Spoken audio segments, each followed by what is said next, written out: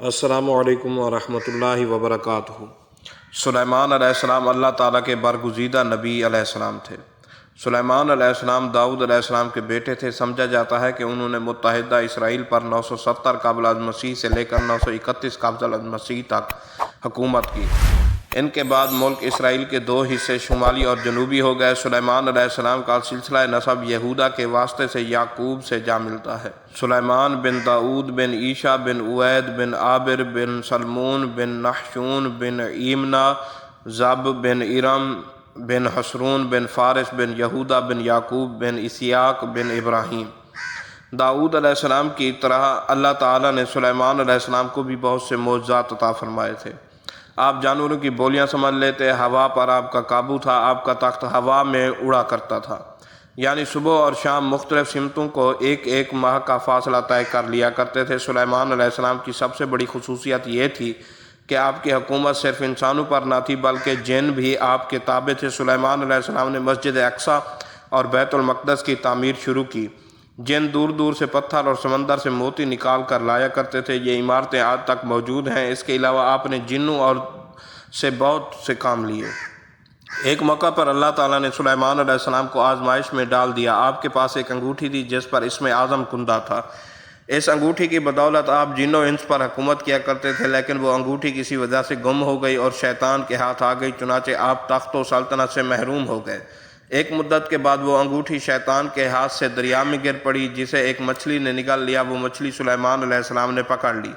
جب اس کو چیرا گیا تو انگوٹھی اس کے پیٹ سے مل گئی اور اس طرح آپ کو دوبارہ سلطنت اور حکومت مل گئی۔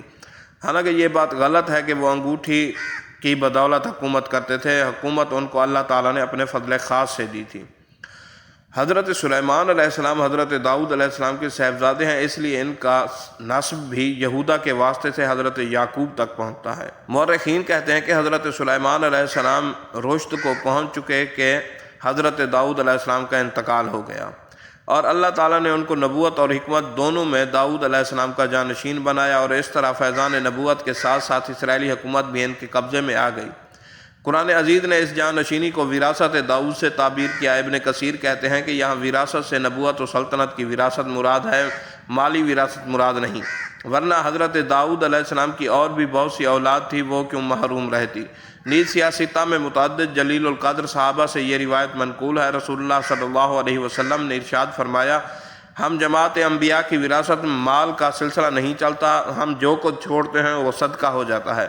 پھر حضرت داؤد علیہ السلام کی طرح اللہ تعالیٰ نے حضرت سلیمان کو بھی بعض خصوصیات اور امتیازات سے نوازا، اور اپنی نعمتوں میں سے بعض ایسی نعمتیں عطا فرمائیں جو ان کی زندگی مبارک کا ترہ امتیاز بنی۔ منطق الطیر یعنی پرندوں سے گفتگو کرنا، تسخیر ریح ہوا کا کنٹرول، تسخیر جنات و حیوانات جانوروں اور جنوں پر کنٹرول، اور بیت المقدس کی تعمیر وغیرہ۔ حضرت سلیمان علیہ السلام کو اللہ تعالیٰ نے حیوانات کی بولیاں سمجھنے کا علم عطا فرمایا تھا۔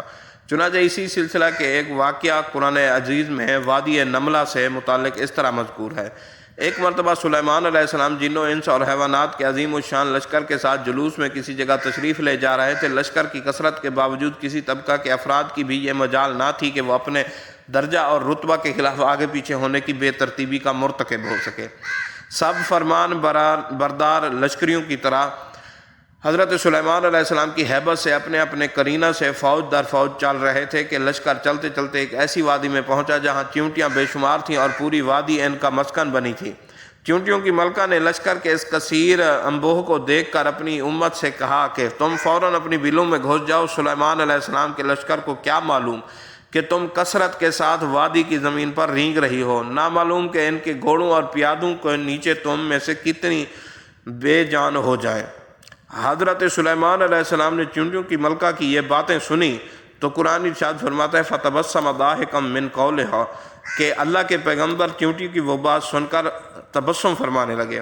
اور بے شک ہم نے داؤد اور سلیمان کو علم بخشا، اور ان دونوں نے کہا تعریف ہے اللہ تعالیٰ کے لیے جس نے ہم کو اپنی بہت سے مومن بندوں پر فضیلت دی۔ اور داؤد کا وارث سلیمان ہوا۔ اس نے کہا اے لوگوں، ہم کو پرندوں کی بولیوں کا علم دیا گیا ہے اور ہمارے لیے ہر شے مہیا کر دی گئی۔ بے شک یہ خدا کا کھلا فضل ہے۔ اور جمع ہوا لشکر سلیمان علیہ السلام کے لیے، جن میں انسان اور پرندوں میں سے وہ درجہ بدرجہ قرینہ کے ساتھ آگے پیچھے چل رہے تھے۔